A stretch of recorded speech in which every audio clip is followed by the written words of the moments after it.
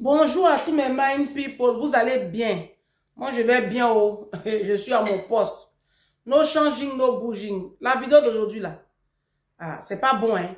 Vous avez vu le titre? Taguez-moi tous ceux qui se proclament hommes de Dieu. Hey, il dit, c'est pas bon aujourd'hui, là, hein? Asseyez-vous, ça va beaucoup, beaucoup, beaucoup. Moi-même, je suis apatère. Donc, commencez à vous asseoir. Je vous ai dit que moi, mon téléphone là, c'est téléphone diplomatique. C'est pas cassement des papos, hein, mais c'est révélation électrochoc pour toute la francophonie. Vous connaissez le pasteur de Jésus-Christ TV là. Il s'appelle Georges Nama. Bon, moi j'étais assise comme ça chez moi, tranquille. Et puis il y a une dame qui m'appelle. On va la recevoir ensemble.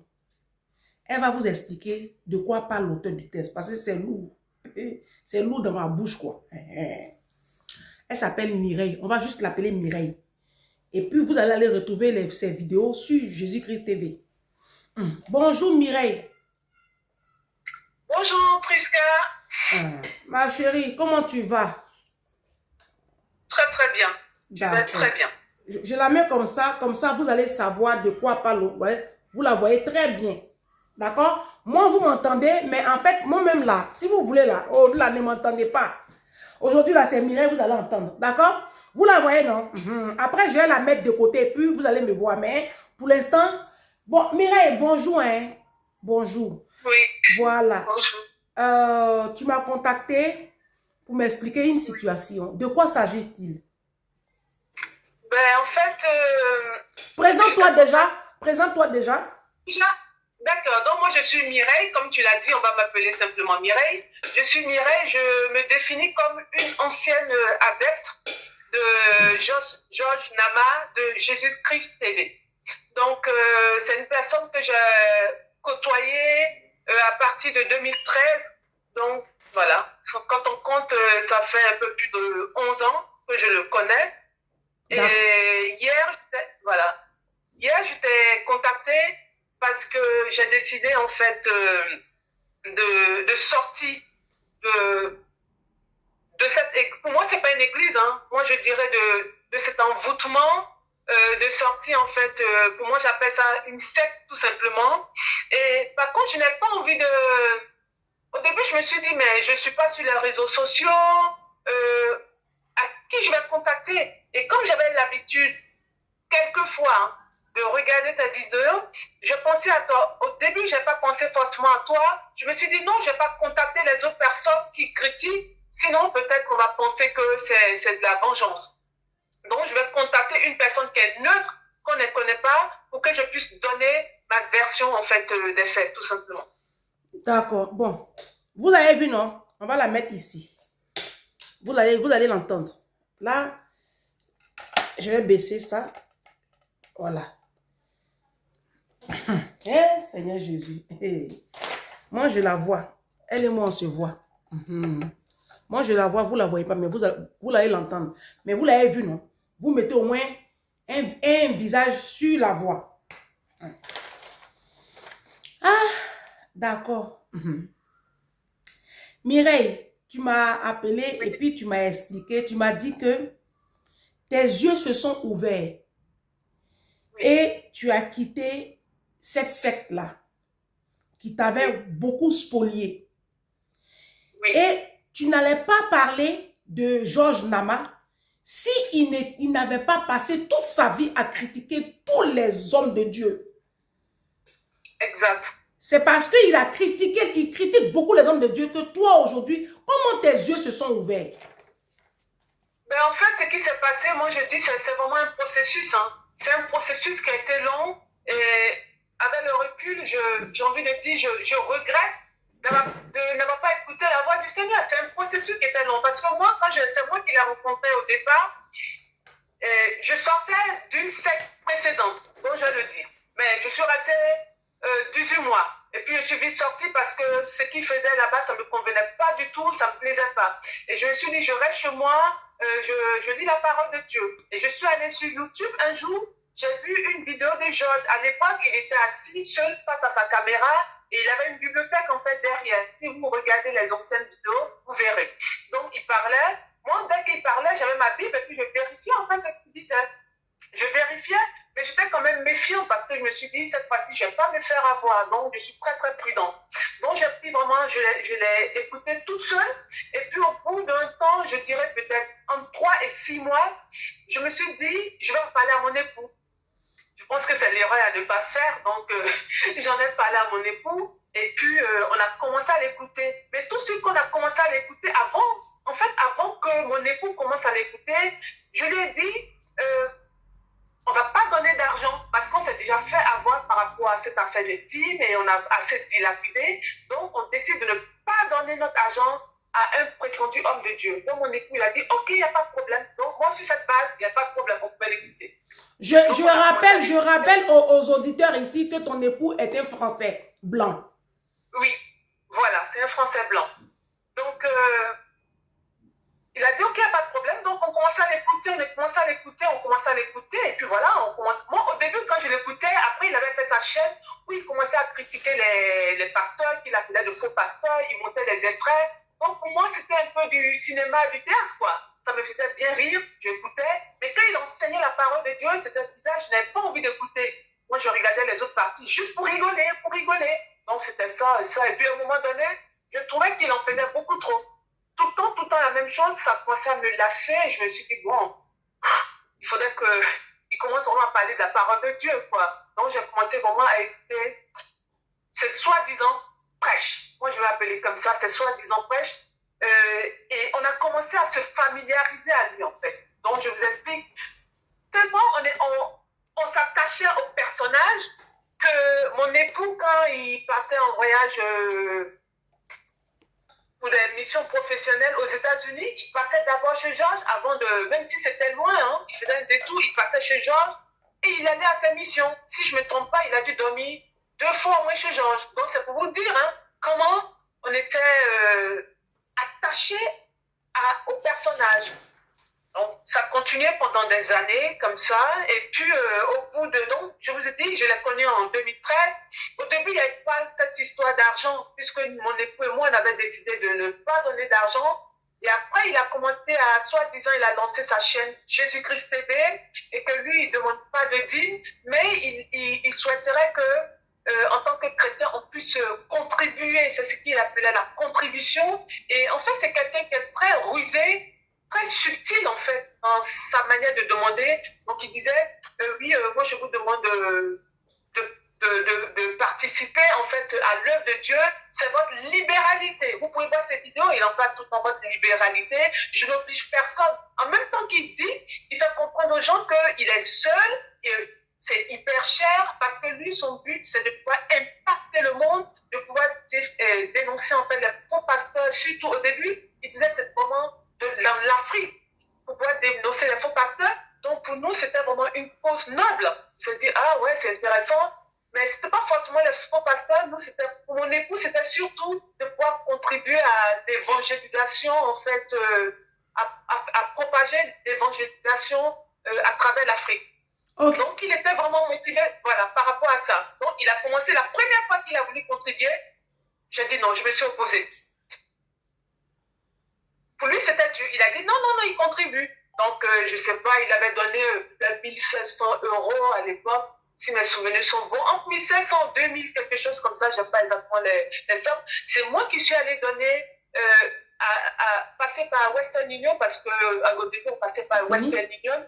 Donc, je suis allée donner, mais j'étais opposée. Je lui ai dit non, je n'ai pas envie. Mais il a insisté pour qu'on puisse contribuer. Donc, quand Georges a reçu, il était content. Il nous a dit merci pour notre libéralité. Et vous savez, c'est subtil, en fait, cette manière de faire. Parce qu'on a commencé à contribuer régulièrement. À partir de ce moment-là, c'était parti. Mon époux, lui, il voulait même presque donner la dîme. J'ai dit, mais on sort d'un secte parce qu'on donnait la dîme et que c'est plus d'actualité, on ne va pas reproduire la même chose. Donc, il dit, bon, c'est pas grave, je donne ce montant. Et puis, dans 3 mois, lui, tous les 3 mois, il devait donner au moins 1500, 2000. J'ai dit, non, mais c'est pas possible pour moi. C'est une dîme, il ne faut pas le faire. Mais c'était difficile parce que, en même temps que je le disais, en même temps, j'étais persuadée moi-même que c'était vraiment un homme de Dieu et qu'il était là, en fait, pour contribuer à l'évangélisation dans l'Afrique et moi, plutôt dans le monde, hein, puisque c'était sur YouTube, tout ça. Donc, pour moi, c'était une autre cause. Donc, on a continué à contribuer. Mais chaque fois que mon époux il participait, moi, je m'opposais. C'était dur pour moi. Mais n'empêche, je partais quand même, je donnais. Et après... Vas-y. Oui. Vas-y. Donc après, on est passé par PayPal, on a fait 1 ou 2 fois PayPal.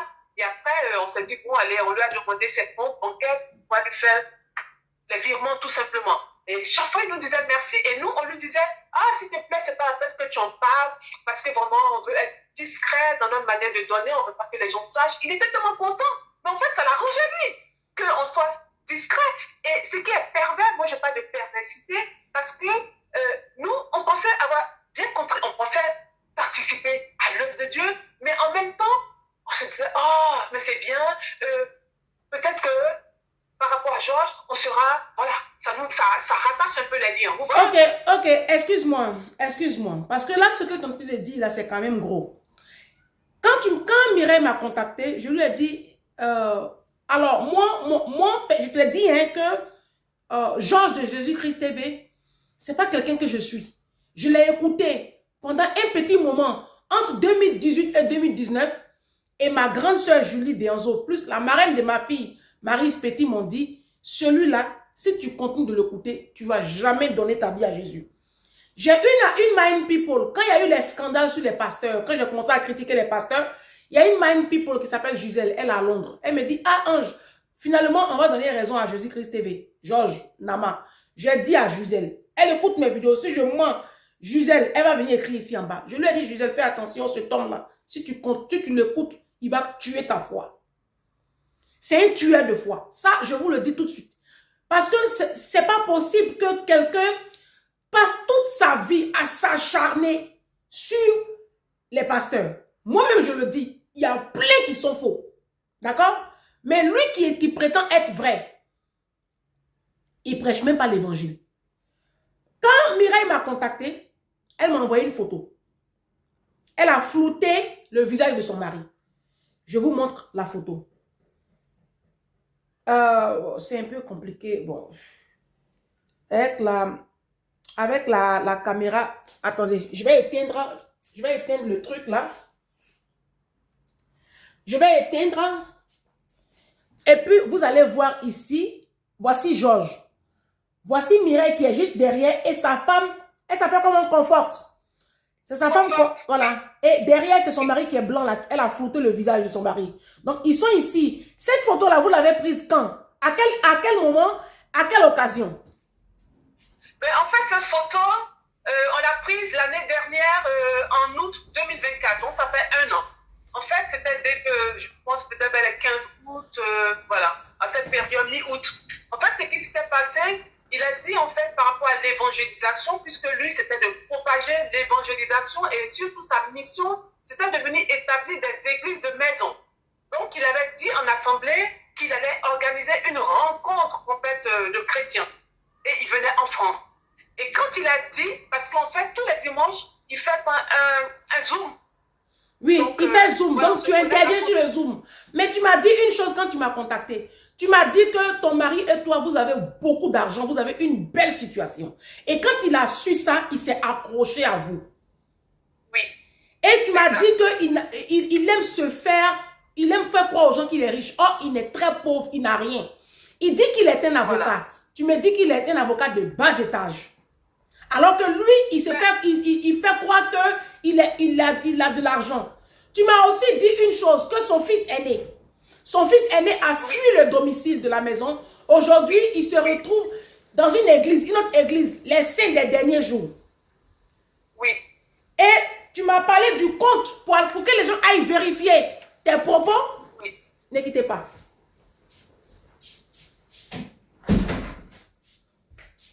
Pour montrer que tu es honnête, pour que les gens aillent vérifier. Moi-même, je suis allé vérifier le compte de son fils sur Instagram. Ça, le nom de son fils, il a 20 ans.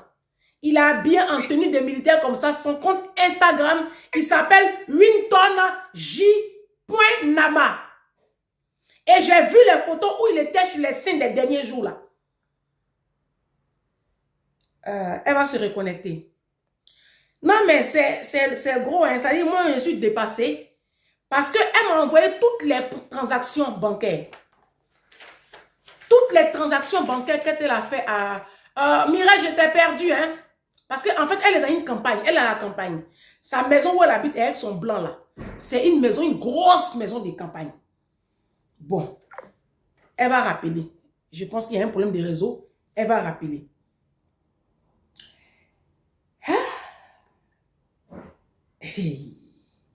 J'ai écrit tout ce qu'elle m'a dit là, j'ai écrit.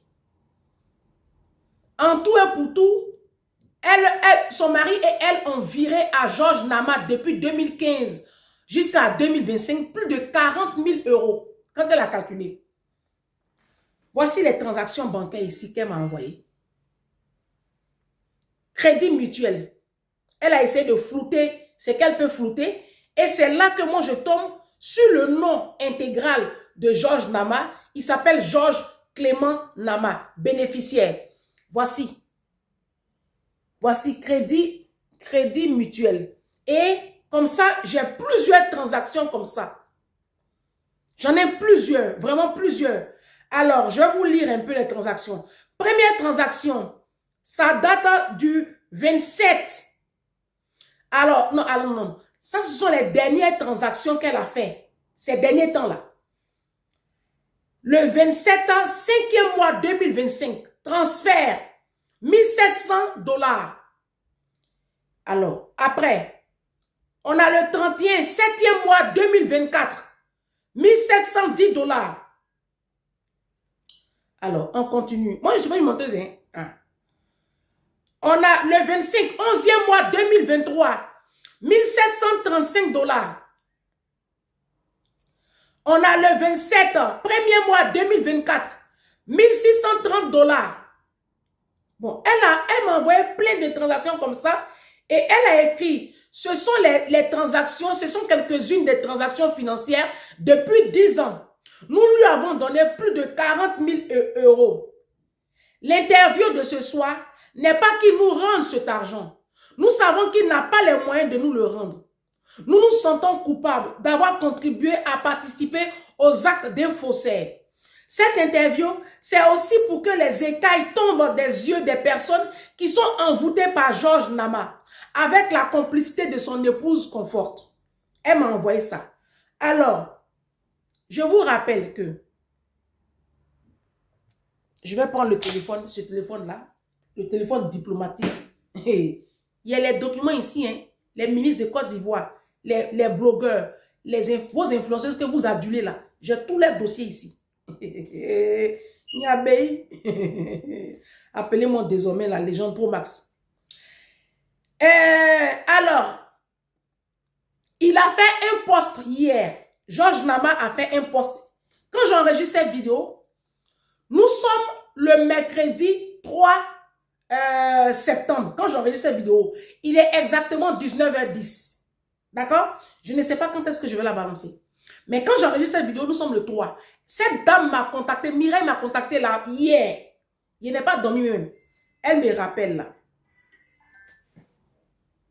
Alors Mireille, c'est mieux que tu rappelles sans la vidéo. C'est mieux. Ah non, c'est moi en fait. Il pleut ici et l'électricité s'est coupée. Donc c'est revenu. Je suis en train de me reconnecter. C'est pas grave. Tu peux parler comme ça directement sans WhatsApp.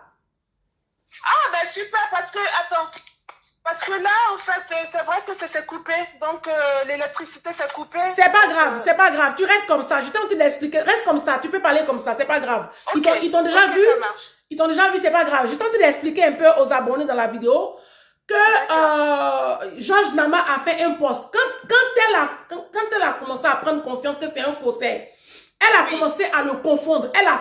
Alors tu l'as confondu. Tu l'as confondu. Quand tu l'as confondu, quelle a été sa réaction?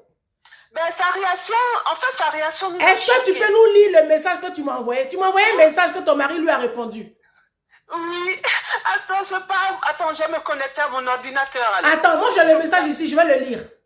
D'accord. Alors, bonjour Georges. Les vrais chrétiens, parce qu'il a fait un post qui les visait. Quand elle a commencé à le confondre là, il a fait un post le 2. C'est-à-dire le 2 septembre, il a fait un post. Et ce post qu'il a fait le 2 septembre, il a fait ça sur Facebook, Jésus-Christ TV 2. Moi, je suis allée vérifier le post. Elle dit, tu as vu le post là, il parle de moi et mon mari. Il a commencé à mettre ses garde-fous. Donc, son mari, ça l'a énervé. Son blanc là, ça l'a énervé et il lui a envoyé un mail. Il a envoyé un mail à Georges parce qu'il a le mail puisqu'ils conversent ensemble. Et le mail dit ceci. Bonjour Georges.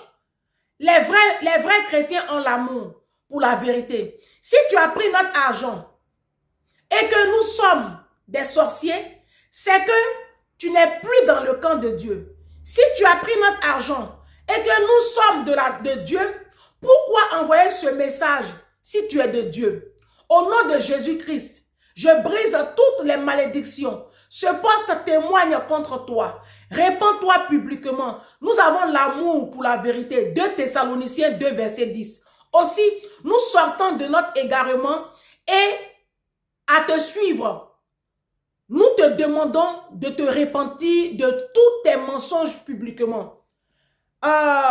Mireille, toi, ce que tu...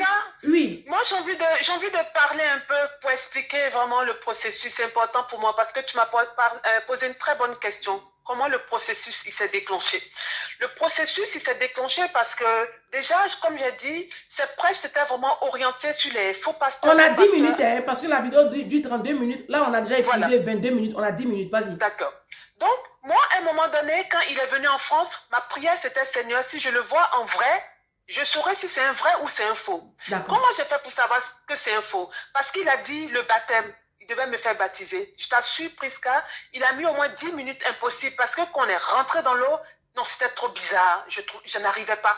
C'était pas possible. Quand j'ai été baptisée, c'était pas Georges. Il a dit, arrête, tu n'as pas le droit de toi-même te faire baptiser, de toi-même te baptiser. J'ai dit, Jésus, je tiens ta main, baptise-moi. Quand on est sorti de l'eau, mon mari l'a dit, mais c'est bizarre. C'est bizarre. Tu trouves pas qu'il était un peu bizarre? Tu sais ce qu'il nous a posé comme question? Comment vous m'avez trouvé? Ça nous a paru un peu bizarre. Quand il était chez nous, même parce que quelqu'un qui se dit il est super riche, il est super truc, donc on est parti au restaurant. Mais quand il prend les couverts pour manger, moi ça me paraissait bizarre. Je me suis dit, mais ce monsieur, il y a quelque chose qui ne va pas. Il est trop bizarre. Donc il était venu en France parce qu'il voulait organiser en fait une rencontre entre frères à Belot. Moi j'ai dit à mon mari, je n'irai pas. Je n'irai pas. Lui, il est parti, je ne voulais pas. Il m'a supplié pour que je vienne. Ceux qui sont encore là-bas, ils sont témoins. Je suis partie, j'ai fait peut-être 2 jours, samedi, dimanche. Mais je t'assure, il a donné la parole à tout le monde. Vous pouvez regarder cette vidéo. Quand moi, j'ai pris la parole, je leur ai dit, moi, je ne voulais pas venir et que je ne veux pas être dans le communautarisme. Ils m'ont coupé la partie où moi, j'ai parlé de toutes ces choses. Et genre, ça n'allait pas. Qu'est-ce qui a fait aussi le processus qui a déclenché le processus, c'est que moi, quand ils sont venus en France, tout le temps, ils parlaient de leurs enfants, mais ils ne parlaient jamais de l'aîné de Winton. Et moi, j'ai demandé à sa femme, et Winton? Elle m'a dit, mais Winton, mais tu sais, lui, il est parti à ses activités, il rentre le soir. OK. Quand on faisait les magasins pour les vêtements, il dit, elle payait que pour ses filles, mais elle pour Winton, mais tu ne payes pas? Ah non. Donc, quand ils sont partis, je me suis dit, c'est trop bizarre, je vais mener l'enquête. Je saisis Winton Jinama, et je vois son compte Instagram. Et je vois qu'il a quitté la maison. Ils nous ont cachés. Je vois que maintenant, il est dans les 5 des derniers jours. Et on appelle mon époux et moi Georges. Parce que ça m'avait tellement fait mal. J'étais triste encore. J'appelle Georges, mais je n'aurais pas dû. Il m'a copieusement insulté. J'étais choquée. Il m'a dit d'enlever ma bouche dans son affaire. Je n'ai pas le droit de m'occuper de son affaire. Je lui ai demandé pardon. Excuse-moi, pardon. Quand il a fini, il a bloqué mon mari, tout et tout. On ne savait même pas qu'il avait bloqué mon mari. Après, je pense qu'il sait que s'il nous bloque, il a besoin de notre argent. Il a eu des remords. 2 ou 3 jours après, il a dit à mon mari, tu sais, je ne sais pas ce qui s'est passé. Mon clavier, tout suite, ça bloquait tout seul. Ah, mais je ne sais pas. Oh, l'ennemi, il veut vraiment qu'on ne puisse pas être ensemble. Il m'a demandé, Mireille, comment ça va? Je dis, je ne suis pas contente parce que vraiment, tu m'as mal parlé. Il n'a pas été capable de s'excuser. Et j'ai compris que ce monsieur, c'était un faux. Je me suis dit, il nous a caché que son fils est parti de la maison. En fait, lui, il prétend être pasteur. Mais si tu es pasteur, il faut me montrer l'exemple. Et puis, je peux te dire, la dernière fois, comme c'est parce que tu n'as pas beaucoup de temps. La dernière fois... Attends, c'est quand il est venu ici en France que tu as vu tout ça, en fait. Oui, c'est là que j'ai découvert. Déjà, je doutais un peu de lui quand même. Je doutais de lui. En fait, quand il était chez nous, il est resté 10 jours chez nous. Donc, ça veut dire, hein, c'est pas 2 jours, 10 jours. Il est resté 10 jours dans votre grosse maison là. Oui, il est resté 10 jours avec sa femme. Donc, quand on a... Et tu me dis que quand il partait faire les courses pour aller en France, il faut les courses, ils remplissent le caddie et arriver à la caisse, sa femme se décale pour que toi tu payes. Exactement. Mon mari a dit, Mireille, il n'était pas content. Il dit, ça a pu se passer comme ça. Donc, du coup, quand on partait maintenant au magasin, elle achetait ses habits pour les enfants. Quand on arrivait à la caisse, moi, je me décalais pour qu'elle les paye parce que je ne voulais pas payer, quoi. Et puis, ce qui s'est passé, c'est que moi, quand ils sont partis en France, ils sont partis aux États-Unis en février de cette année. Elle m'a fait croire elle m'a dit, ah, les biscuits que j'avais achetés pour eux quand ils sont partis aux États-Unis, ça manquait aux enfants, tout et tout. Oh, mais ce sont des manipulateurs. Je suis partie acheter 280 € pour des biscuits et des... Non, mais franchement, c'est la folie. Mais toi aussi, tu étais envoûtée jusqu'à quel niveau comme ça? Oui, j'étais envoûtée, c'est la vérité. Jusqu'à mon carton était tellement lourd. Même tout, envoyer même le carton, ça nous a coûté dans les 200 et quelques. Donc, en fait, tout, ça faisait 500 €. Quand elle a reçu mon colis, elle était tellement contente. Tu sais ce qui s'était passé? Elle m'avait dit en janvier, moi j'envoyais mon colis en février, hein, mais en janvier, elle m'avait appelé pour me dire, Mireille, tes enfants, je vais leur envoyer un cadeau. Dis-moi leur couleur préférée. J'ai donné. Jusqu'à aujourd'hui, je n'ai jamais eu de cadeau. Je n'ai jamais reçu un colis de la part de sa femme. Quand un mois après que j'ai envoyé le colis en février, ils ont fini de tout manger. On est en conversation. Elle me dit, ah, mais Mireille, tu sais, les biscuits, c'est terminé. Dans mon cœur, j'ai dit, ma chérie. Mais je dis, excuse-moi, Mireille. Pendant 10 ans là, toi, tu te voilais quoi? Parce que là-bas, on se voilait. Oui. Bon, attends, je vais montrer ta vidéo ici. Là, voici Mireille dans Jésus-Christ TV. Cette vidéo date, je vais vous donner la date de cette vidéo. Vous allez sur le compte de Jésus-Christ TV, il a 40 000 abonnés sur YouTube. C'est sur YouTube. La vidéo est du 6 mars 2023. Vous tapez, vous tapez Jésus-Christ TV avec Mireille. D'accord, vous tapez comme ça. La première vidéo qui va apparaître là, son visage est à l'écran. C'est une vidéo, c'était en zoom. C'était en zoom. Oui. Et la vidéo date du 6 mars 2023. Vous allez revoir le visage que vous avez vu en début de vidéo là. Vous allez voir le même visage là. C'est toi-même qui pilotait la réunion en zoom. C'est lui en fait. Donc en fait, tu étais vraiment impliqué et aujourd'hui tu trouves que c'est un escroc, c'est pas un homme de Dieu. Il n'a aucune humilité, c'est un menteur. Tu m'as dit c'est un mythomane qui ment. Tout ce qu'il raconte sur sa vie là, c'est faux. Il est pauvre, il n'a rien. Si, c'est vrai, il n'a rien, c'est un mythomane.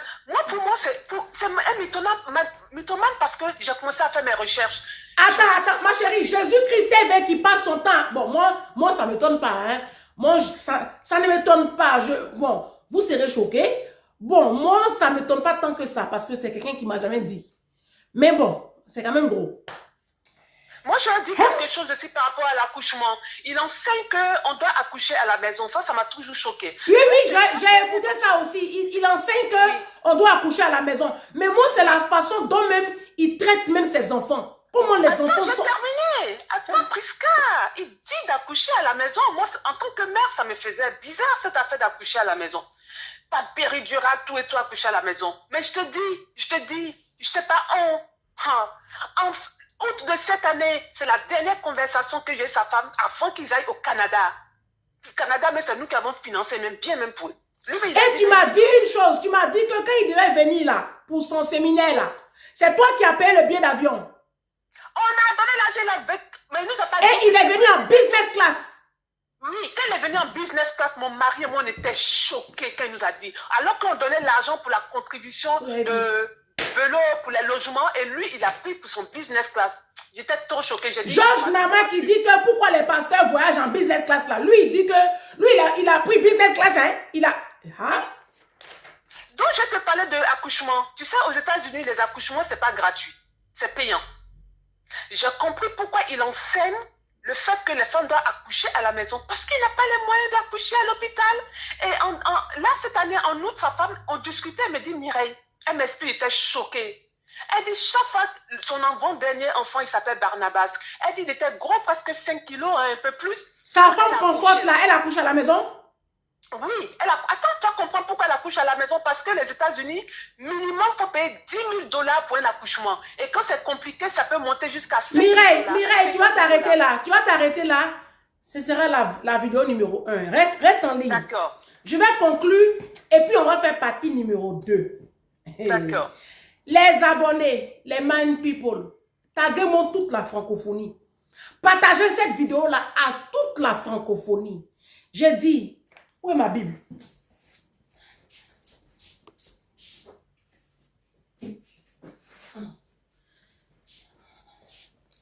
J'ai dit, voici ma Bible.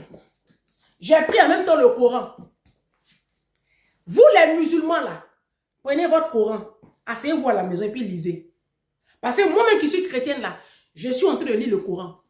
Dans le Coran là, il y a des versets qui ne manifestent pas l'amour. Dans la Bible aussi, il y a des versets qui ne manifestent pas l'amour. J'ai vu dans la Bible, dans l'Ancien Testament, que quand ton fils, ton enfant fait une bêtise là, tu prends on lui parle, quand il n'écoute pas là, tu prends ton enfant, tu le déposes au milieu de la place publique, et puis ta femme et toi, vous le lapidez jusqu'à ce que mort s'en suive.